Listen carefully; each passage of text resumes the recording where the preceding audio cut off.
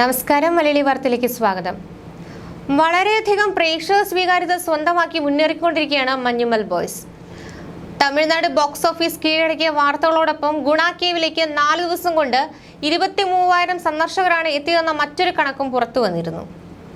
തമിഴ്നാട് ടൂറിസത്തിന് പുത്തൻ ഉണർവ് നൽകുന്ന കാഴ്ചയാണിതെന്ന് സംവിധായകൻ ചിദംബരം പ്രതികരിക്കുകയും ചെയ്തിരുന്നു.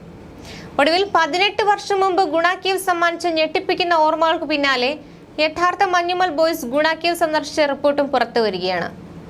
ചിദംബരം സംവിധാനം ചെയ്ത മഞ്ഞുമൽ ബോയ്സ് എന്ന സിനിമയിലെ യഥാർത്ഥ നായകന്മാരാണ് സിനിമ ഹിറ്റായ അവസരത്തിൽ വീണ്ടും കൊടൈക്കനാലിലെ ഗുണ കേവ് സന്ദർശിക്കാൻ എത്തിയത്.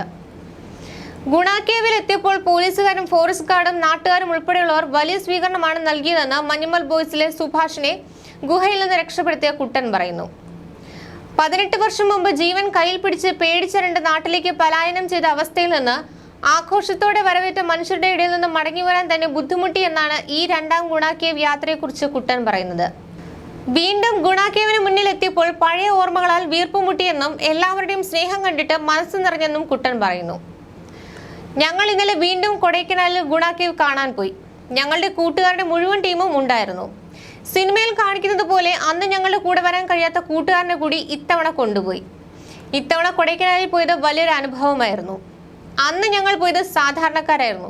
പക്ഷേ ഇത്തവണ പോയപ്പോൾ ഞങ്ങളെ സെലിബ്രിറ്റികളെ പോലെയാണ് ആളുകൾ സ്വീകരിച്ചത്.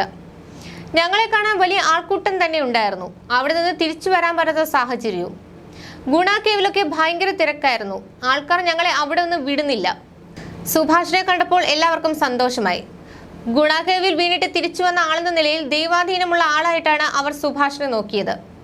ഒരുപാട് പേർ ഞങ്ങളുടെ കൂടെ നിന്ന് ഫോട്ടോ എടുക്കാൻ വന്നു. ഗുണ കേവിലേക്ക് പോകുന്നതിന്റെ അവിടെയുള്ള ഗേറ്റിന് സമീപം വരെ ആളെ കയറ്റി വിടും.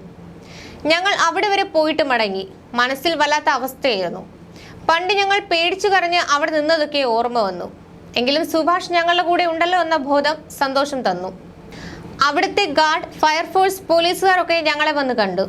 അന്നത്തെ കടയൊക്കെ അവിടെ തന്നെയുണ്ട്. പക്ഷെ കടയുടമകൾ മാറി.